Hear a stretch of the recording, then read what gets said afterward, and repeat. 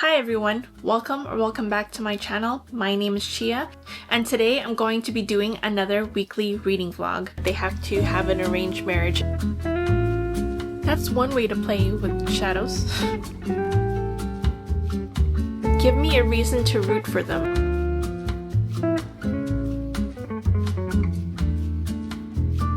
Oh, they're so cute. What? My girl.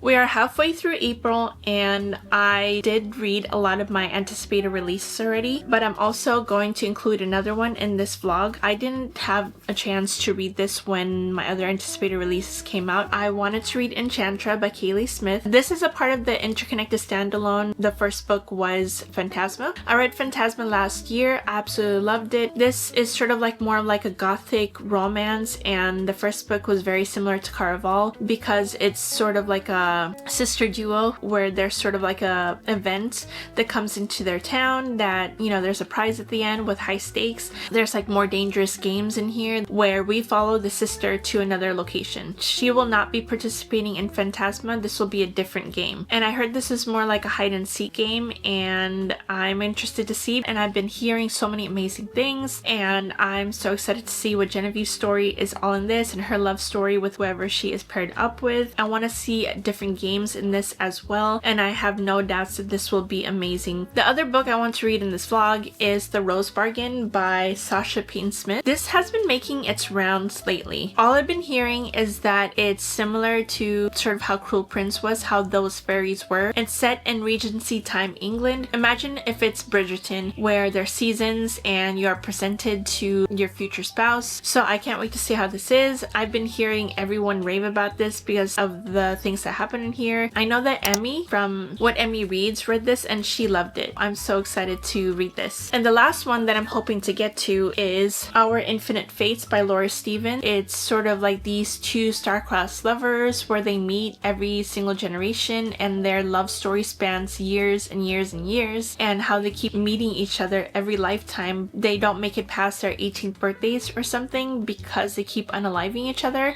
So I'm very interested in that. This one is very short. It's like a little over 300 pages. I need a book that's like kind of a little bit shorter right now because I've been reading so many long books lately that are like 500, 600 plus pages. So I need something fast and hopefully good because I've been hearing really good things about it. So this is my TBR for this week. I'm not going to be pressuring myself to get through all three of these. I just want to read them because they have been like highly anticipated reads. I'm so interested to see what my opinions are about these books, so I will check in with my first update. I'm debating if I want to pick this up first or if I want to pick up Rose Bargain. I'm going to pick up this one first. I just want to know what it is about.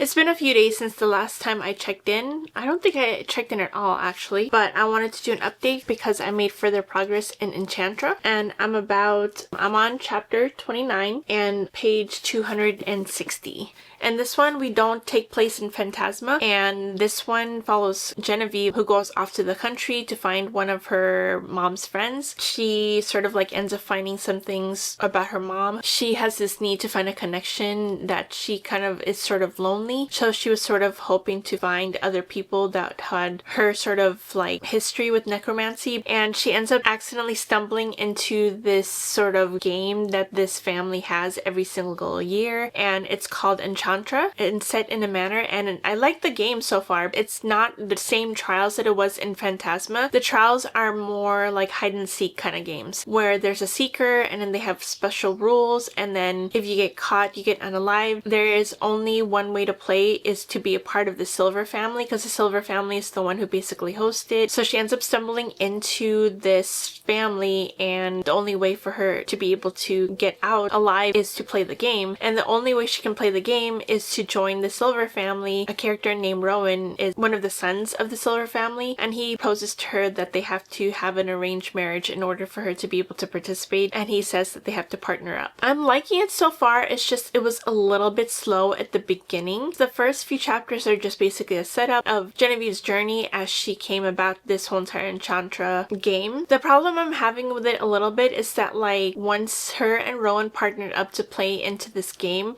it took forever for the games to finally start. It took almost 200 pages before the games were able to start. And I'm liking the dynamic between her and Rowan. Rowan and her are always arguing with each other, and I'm slowly starting to see them kind of have attraction towards each other. So far, I haven't come across any reasoning for me to kind of root for them. I feel the chemistry between them is just, I feel it's like super surface level. Obviously, it's super surface level because they literally met the same day and got married the same day. And I'm starting to see slowly how they are falling for each other, but I don't know how I can personally start rooting for them. I like the hide and seek games. I think it's very fun. The only thing is I kind of miss the excitement and the thrill of the other games that we had previously in Phantasma, because those were more like high stakes, and I liked how our main character was able to find her way out of there. I'm just not really rooting for the female main character. I feel like she gets herself into trouble a lot because not only is she stubborn, but she gets in trouble with her mouth a lot. She kind of gives attitude, doesn't really think about the situation first before she opens her mouth. I'm hoping to like her more. I still have like maybe a little over 100 pages left of this book, maybe 150 pages, but I'm hoping to finish this today. It does read pretty fast paced because it's action after action once the games did get started, and I'm hoping my opinion changes where I do like it better, but right now I don't enjoy it as much as Phantasma. But we'll see, because I need something more substantial to happen between the female main character and the male main character before I feel like I can root for them.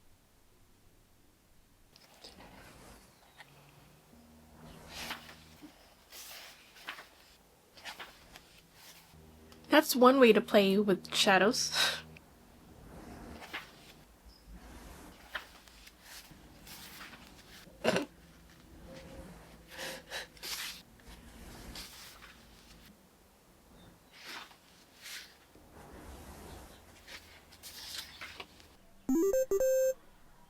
So I have a couple of reading updates. I did finish Enchantra by Haley Smith, and I really enjoyed it. I had a lot of fun with this. I thought the new games that were introduced in this book was a lot more different than it was in Phantasma. Instead of trials, this was more of like a big hide and seek game. And the character of Genevieve, I thought was okay. I kind of felt like she was like the background of her own story, despite the fact that she was the female main character. I did like the love story between her and Rowan. Rowan is another like character with shadow daddy powers. He can manipulate a lot of his body into like shadows. He's basically a shadow himself. The way he came about like loving her was like sweet, but I did have a feeling of insta love with them. All of a sudden it just became spicy out of nowhere, and I don't know how to feel about that, because yes, Phantasma was pretty spicy, but I felt like we had more of a slow burn compared to how their relationship came about, because they literally met each other and then a few hours later they were arranged to be married so that she can participate in the games. I did enjoy this. I thought it was fun, and if you want a really fun good time with a lot of like sort of like darker games, this would be a great thing to read if you just want something that you don't have to really think a lot. I did not enjoy this as much as I enjoyed Phantasma.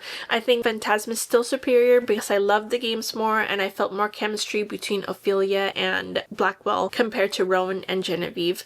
I love the setting of this book because it's set sort of like in a manor in the middle of Italy, and she starts off in Rome and she describes a lot of how Rome is when it's like in the middle of spring. So this would be a perfect book to read during springtime. Yeah, if you're interested, I still recommend to highly pick this up. It wasn't a bad book at all. I still enjoyed it a lot. It's not a literary masterpiece, it's just a fun good time, and I think I gave Phantasma 4.5, so I enjoyed this a lot. And I did start reading Our Infinite Fates by Laura Stephen. This book follows two characters named Evelyn and Arden, and they are basically soulmates who meet each other in every single lifetime. But unfortunately, in every single lifetime, they don't make it past their 18th birthday because Arden is basically tasked to unalive her, and she doesn't know why. They have been meeting like this over 1,000 years. It alternates between two different timelines. It alternates between present timeline, which is 2022, and their past lives. And so far, I've gotten into maybe the first 100 or so pages, and I'm okay on it so far. I'm kind of finding it a little bit slow at points, and it's starting to get a little bit repetitive because of how they are constantly doing the same thing over and over in each lifetime. And whenever we go to their past lifetimes, it's always right before they get unalived. Literally, they meet each other again after not seeing each other for 17 years, and then when it's close to like a few days before their 18th birthday, they don't make it past her 18th birthday and she gets unalived. She is constantly going and asking Arden, why does this keep happening? Why do we have to keep doing this to each other? Why can't we just stop? And she doesn't know. But apparently Arden seems to know, and he doesn't want to tell her because he doesn't want to hurt her. And there's always like a secret thing that is happening between them. I don't know, it's just a little bit frustrating because it is a little bit repetitive, and also I still have yet to get to the origin of their love story, so maybe I will change my mind a little bit as I go on with the book. But I'm a little bit bored right now, to be honest. Hopefully I will like it a little bit more. Right now it's sitting under like 3.5 stars currently. The writing is really beautiful. There's poems in between each chapter that was supposedly written by Arden in his past life. That is my overall thoughts right now. I'm a little bit disappointed right now, so hopefully it'll change.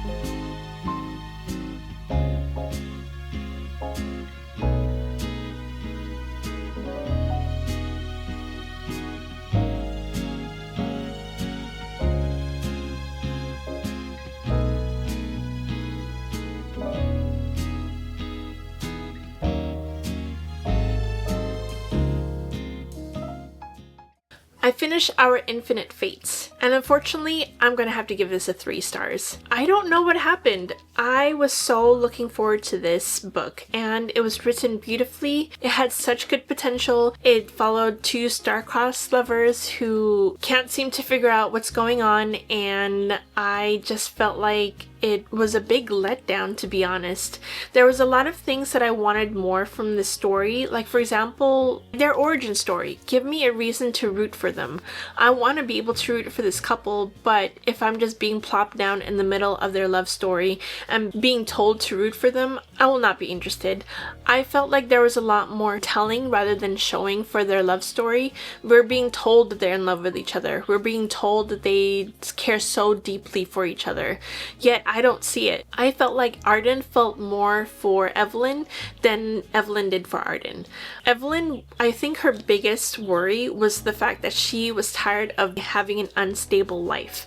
She was constantly losing people that she loved. She was so mournful about the lives that she lost and the people that she lost. Despite her being able to be reincarnated, and then the only person she really felt like was constant was Arden. And also the big twist at the end when you finally find out why they constantly are unaliving each other, it was such a huge disappointment. I felt like a different author wrote the ending of the book compared to like the rest of the story. I didn't know where that twist came from. There was nothing leading up to it. It was so out of pocket and didn't connect to the story whatsoever, and I was like flabbergasted when I found out what the twist was, because I just didn't understand why that's the route that we took. You mean to tell me that I spent 300 pages reading this book only to find out that was the to conclusion. I wanted to like this book so much. I really did. I tried my hardest to push through, and I was like this close to DNFing because at 200 pages I felt like we were going nowhere. We were spinning around in circles,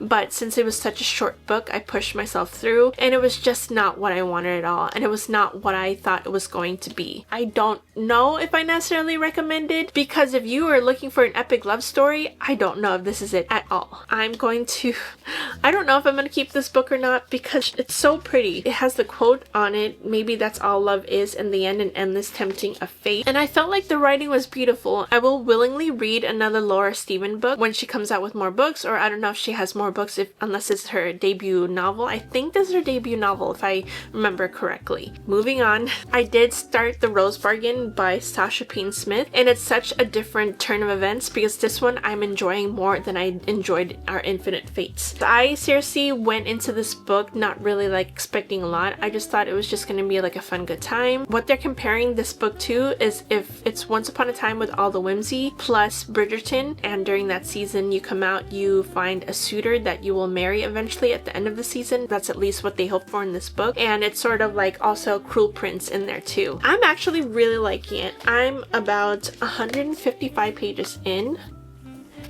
and I am giggling and kicking my feet. It is such a good story. It follows this character named Ivy Benton, and she comes from a family who is unfortunately losing their place in society because her older sister had her season a couple years ago. During each of the girls' seasons, they are allowed to go to the queen. She's an immortal fae, and she gives a chance to every single like person in this world to have a rose bargain. These bargains can be asked for, like for example, if you want to look prettier, or if you want to be able to do a certain talent, you ask for that, and then she'll have to take something back in return. If you want to be better at the piano, or if like you want to change your appearance up to the standards of this time period, then you would have to lose something in return. For example, one of the girls, she ended up losing her fingernails, and there's a girl who she can't turn left for some reason.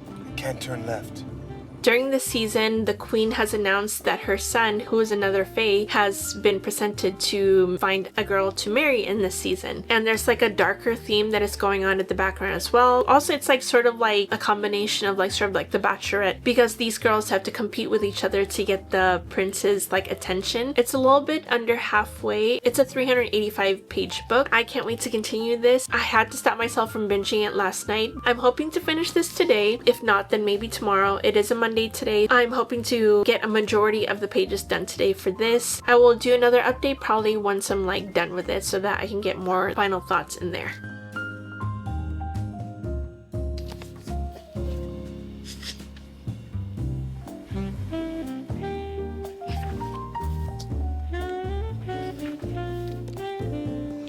I love the lengths that some of these girls will go through to get the prince's attention. Someone artfully tripped and ends up in the prince's arms.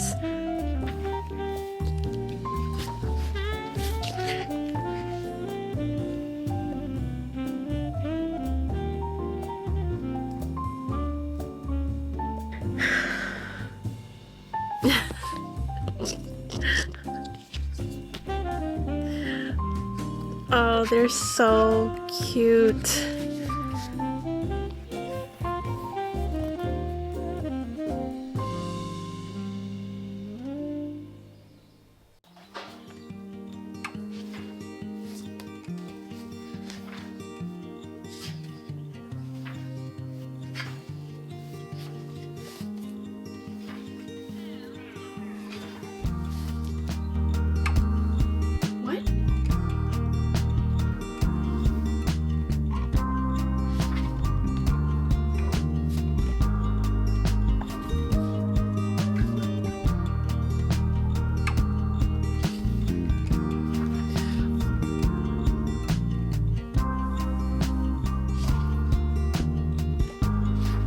Oh my gosh.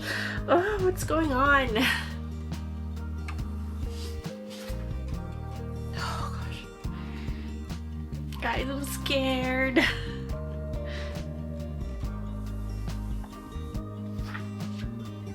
Oh no. Congratulations. What? What?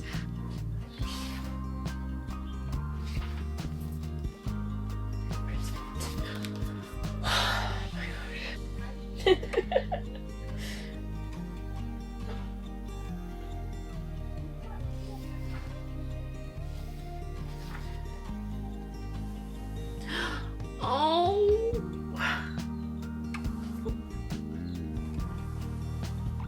my girl.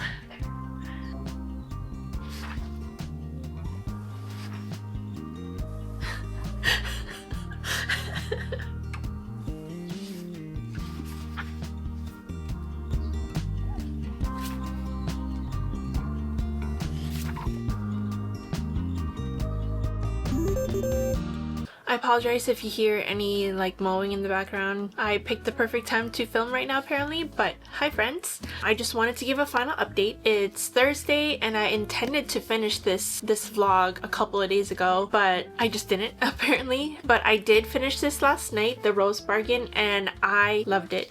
I had so much fun with this book and I was surprised in how much fun I had with it because I came in with like such low expectations.